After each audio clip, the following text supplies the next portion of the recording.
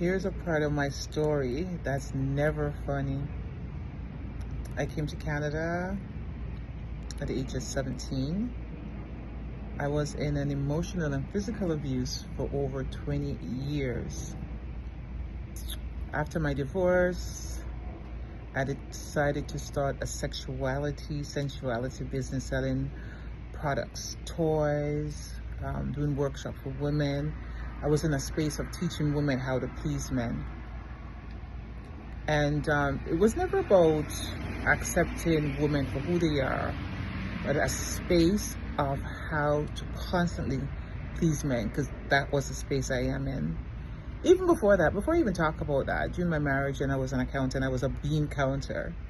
A lot of people don't know that about me because it's never talked about, that I was in the business of counting bean bags and making sure everybody's business is right. I'm a numbers girl.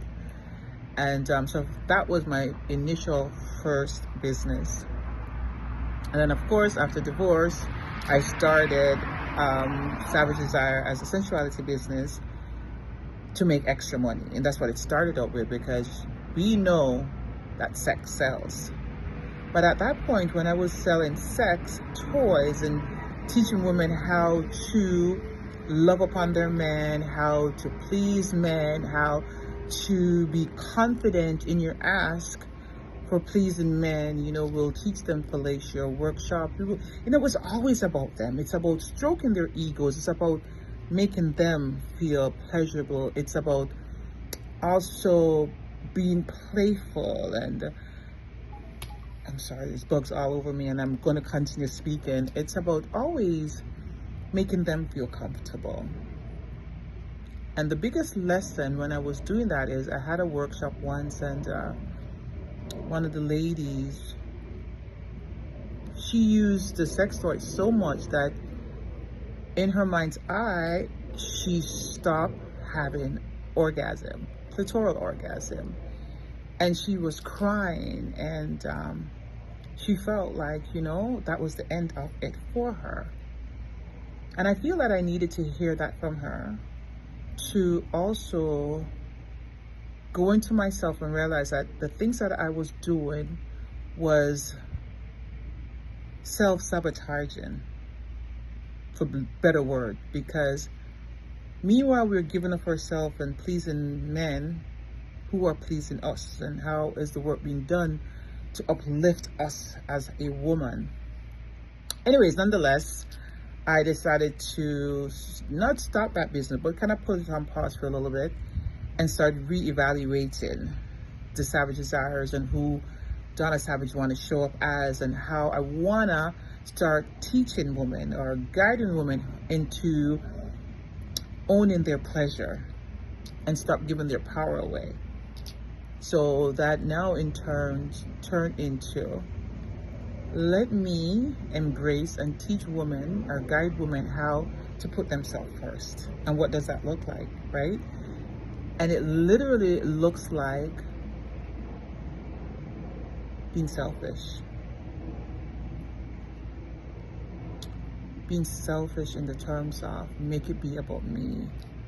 What is it that I like? How do I want to show up? Who am I? What is it that I love to do?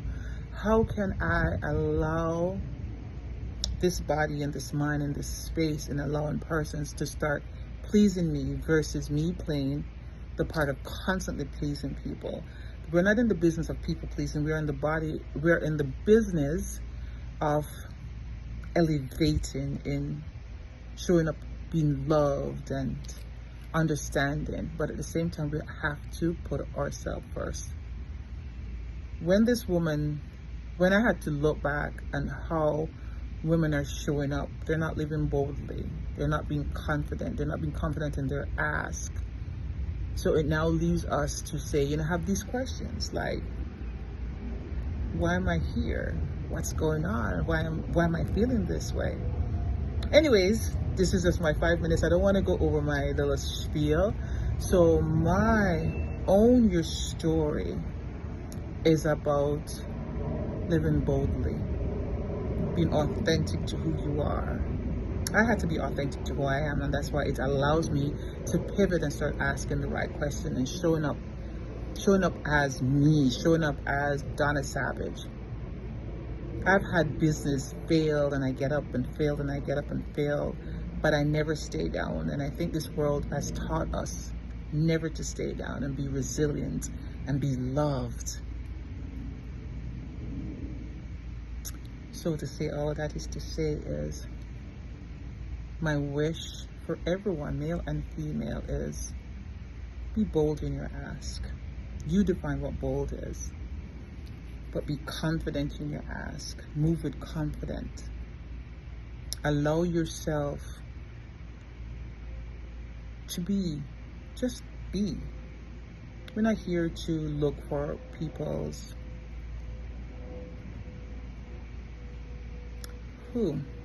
We're not here to look for anyone's approval. To say all of that is to say is, live boldly. Cheers.